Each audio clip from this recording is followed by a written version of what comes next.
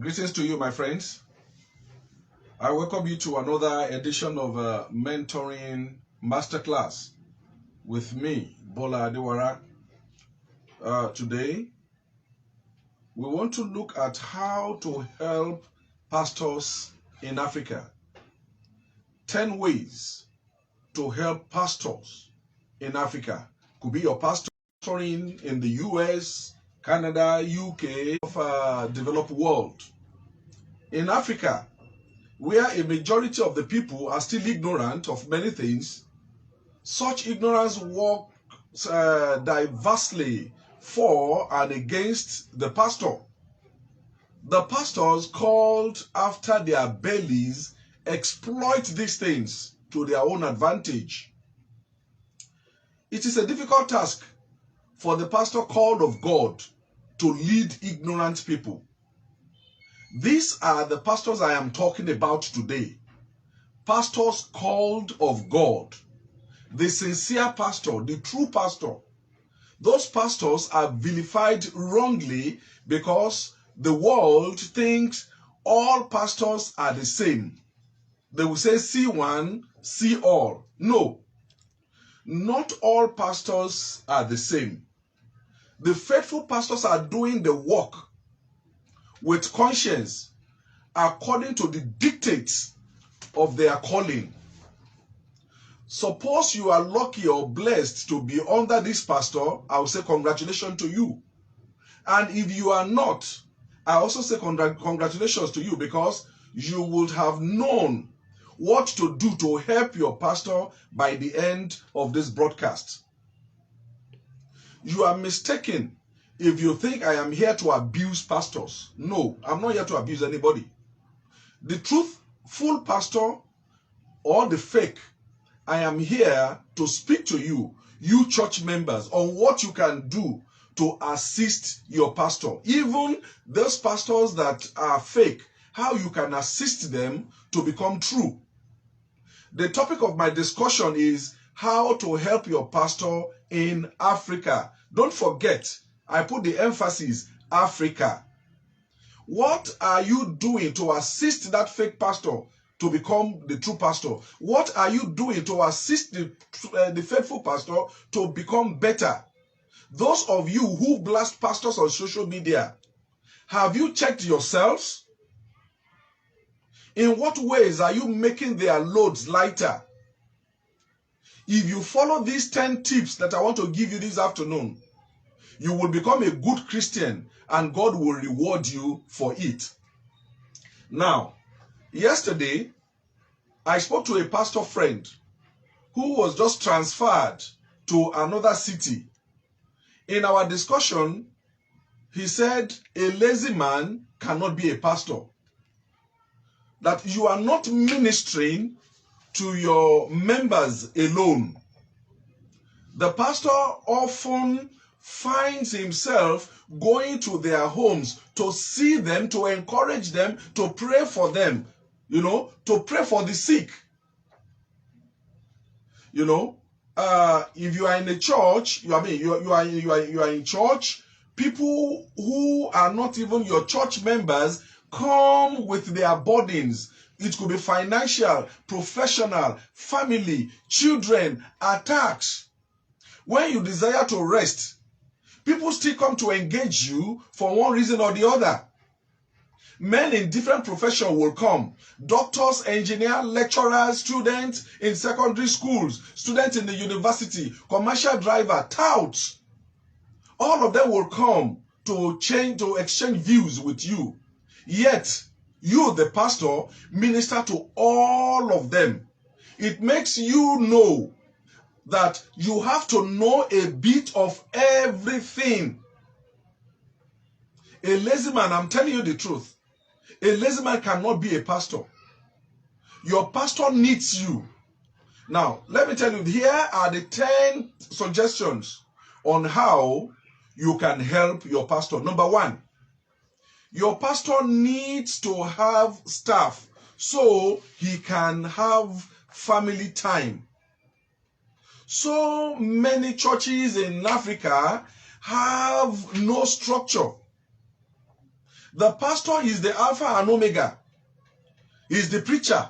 He's the Sunday school manual producer. He's the secretary. He drives himself. He supervises the choir, does counseling after service. During the week, you keep him seated in the church all day long. He does it all because the church has no structure or enough cash to hire staff. Watch so many churches around you. That is the template. That is the reality. This pastor will kill himself someday. Don't kill yourself, pastors. Don't kill your pastor, church members. The pastor should be more involved in the spiritual matters of the church. The better part of the administration should be left to church administrators. Depending on the size of the church, a pastor should have at least 2 staff, a PA and a church secretary, or some associate pastor who could take up these responsibilities for them. Pastors should also have deacons, deaconesses, and elders to help them in the spiritual matters in their churches. Number 2, let your pastor be off when he is off. Usually, on Mondays, most pastors have their off days so that they can rest from the work they did on Sunday. Church members, stop calling your pastors on their off days. Let them be off to regain energy they have lost on Sundays. Sunday is your own resting day. For the pastor, it is their most working day. At best, you can send them SMS so they can choose to contact you in their own time. Number 3, how do you help your pastor?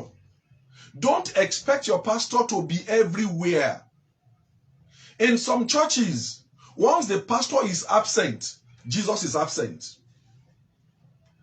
And members will not come for the program. This is a wrong mindset. Listen to me. The pastor is not God. He is a servant. You do not know where God has engaged him at that particular time. And God can use anybody in his absence. Whoever is on the altar becomes the conduit God is using at that moment. Do not despise that person on the altar. God and his angels are in this church and can choose to bless you through those people. Do not expect your pastor to be at every church meeting. If you want him to be healthy and effective, he needs to prioritize his time. He might be somewhere praying, perhaps on your own matter.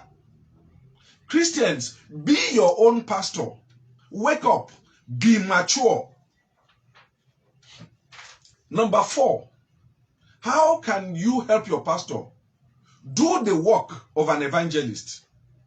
The pastor's duty, I'm telling you the truth here, the pastor's duty is to train church members, refill them daily or on Sundays. It is the duty of the members to now go out and do the work. Jesus trained the disciples to go out and do the work.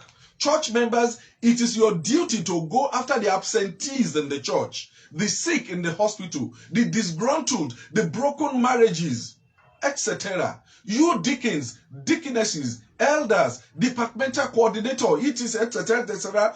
Do not carry titles for its fun. Go and lay hands on the backsliding. Reconcile them to God. Your pastor cannot do everything. Assist your pastor. Do the work of an evangelist.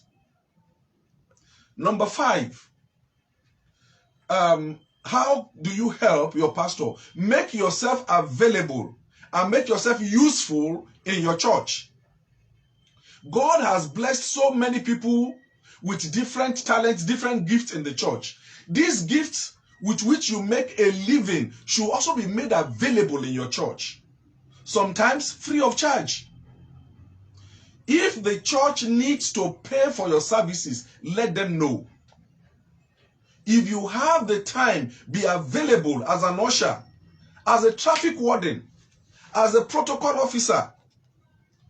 Do this work effectively. Search online for updates on how this job is done in other churches or the best way that it is being done these days. Some of you still carry baskets to take tithe and offering in churches, whereas in different parts of the world, they are now using POS or bank transfer. If you can Google to update your business, also do that for your churches. This is how to serve God in truth and in holiness. Serve with your pastor. Carry out your role as someone who loves the church. Find a place to serve. Support the church financially. Attend church programs and make suggestions without forcing your pastor to accept them. Number 6, don't wait till your church fixes things. You can do them. I will explain. Once in a while, you can move around your church building and find out the deficiencies. Some globes are burnt. Some cushions of the chair are already torn. Some plastic chairs are broken. Some pipes are leaking. Must you wait for the church to fix it? Are you not available to do these things? All you need to do is to buy the replacement. Bring them to the church building during the weekdays. Call the people in charge of the department. Fix them and walk away as if you have not done anything. Don't wait for a thank you. Don't expect the pastor to mention your name on Sundays to say, Deacon Bola Adewara has done this, Deacon XYZ has done this. If your motive is to be praised publicly in the church, you have received your reward. And don't expect any other from God. Church members, let us renew our minds towards the things of God. Don't take off your eyes when you see a need in the church building. Don't wait to be praised when you do anything in the church. Number 7, respect the leadership of your pastor. If God called him, let him lead. If he is behaving outside biblical standards, you have the right and the expectation to intercede for him in prayers. If you are objecting or opposing your pastor because of your personal preferences or out of the tradition set by men, humble yourself before God. You did not call that pastor. Follow his leadership unless the Lord removes him. Number 8, and this is one of the important things I want to tell you, grow spiritually. Grow spiritually. In so many parts of the world, the biggest problem of our pastors is the refusal of their church member to grow spiritually. If members grow spiritually, things will be right in most churches. Pastors are troubled to know that despite all their messages, prayers, and programs, the spiritual growth of their members is so poor. The faithful pastor is troubled when he preaches on having faith.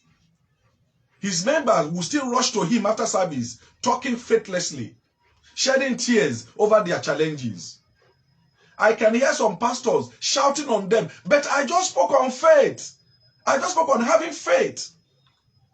In the southern part of Nigeria, the real struggle for most pastors is not the Muslim or the lost, but the indisciplined member in the church, the immature believer, the gossipers, those who, in some churches, ushers will tell them, go and sit down there. This is the next place to be occupied. They will say, no, they are going to their own place.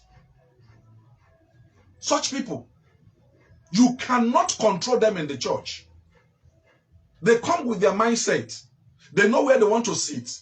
They know where to sit to see this person. They know where to sit to see the pastor's wife. They know where to sit to see this man. They want to see what dress this one wear today, that kind of a thing. When you come to church, my God, you come to serve God. Leave all these things outside. They are not just babies any longer. These people that I'm talking about you now, Let me call them goats in the church. They are not sheep. They are the goats in the church. They become very difficult to control. Number 9, don't encourage disobedience in the church. Consider my plea for the younger or the associate pastor in our churches. If churches cannot take good care of associate pastor, don't employ any. If you must hire any pastor, be clear on the terms. Let them know the capacity of the church and what it can pay. There are some apparent contradictions in some of these churches. While the lead pastor lives large, many hired pastors, they are given tremendous responsibility, but they are paid poorly. Gradually, these hired pastors start becoming, disgruntled, disobedient, negligent, cutting corners, establishing caucuses of people who are loyal to them. Some of these younger pastors become burden on church members. In so many churches, they proceed to violate many pastoral ethics and biblical injunction to survive. Gradually, they start thinking of leaving the church to start their own. When they leave, a large chunk of the church lives with them. They stab their lead pastor in the back. No, this is not right. This is not the spirit of the church of God. Christians, church members, don't encourage disobedient spirit in the church. If the younger pastor feels poorly treated, there are channels for discussion. Moreover, he has alternatives. He could pray to God to be blessed. After all, God called him. God is his employer. Or ask him, or he could discuss with the church authorities. If he's ready to go, this pastor, if you are ready to leave that church, don't slam the door on your lead pastor, because you might need to see him someday. Number 10, and the final one, pray for your pastor. Encourage him. Uphold your pastor in prayers. Pastors have their share of enemies, but their enemies don't end there. Don't forget that many of these pastors, they are taking bullets because of you. Your enemies become their enemy because that pastor is praying for you. They are bitter because he's helping you spiritually. The devil's goal is to strike your pastor so that you, the church member, will scatter, and therefore he will now pray on you one after the other. Anytime you see a pastor who prays for you consistently, know that that pastor is taking bullets for you. Church members, I'm telling you the truth. Encourage your pastor. Just as you like to be encouraged, kindly do so for your pastor. The best way to do this is through personal notes, email, sometimes SMS, about the impact his ministry is having in your life. In some churches, it is called testimony time. Testimony is like a feedback, not just to the faithfulness of God, but also for the pastor to know that indeed God is still with him and doing the work with him. When he prays with you and the prayers are answered, please let him know, so that your pastor and yourself can give the glory to God Almighty. Well, finally, I said 10, but let me give you the 11th one. Introduce him to other people. Every pastor like to have large building filled to capacity. I don't know why, but I think it is the fancy of most pastors. Many of them, they want 10,000 seater capacity, 5,000, things like that. Yes, if that will make your pastor happy, please do it. Assist them in bringing people to the church, especially those who do not know God. If it makes them happy, assist them to achieve that. Tell your friends about what God is doing in your church. Bring them to God. I'm not saying bring them to God so that they too can partake of the blessing. We are in the share world. Share on the social media. Please share your pastor's messages, his prayer points. Help him reach the unreached. And please don't expect gratitude from him. How many people will he thank? Do it, and you are doing it for God. I hope you have gained something today.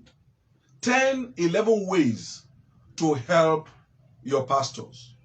I thank you for listening to me. Next week, perhaps Saturday next week, or perhaps during the week, I will be speaking on secrets fathers should share with their sons.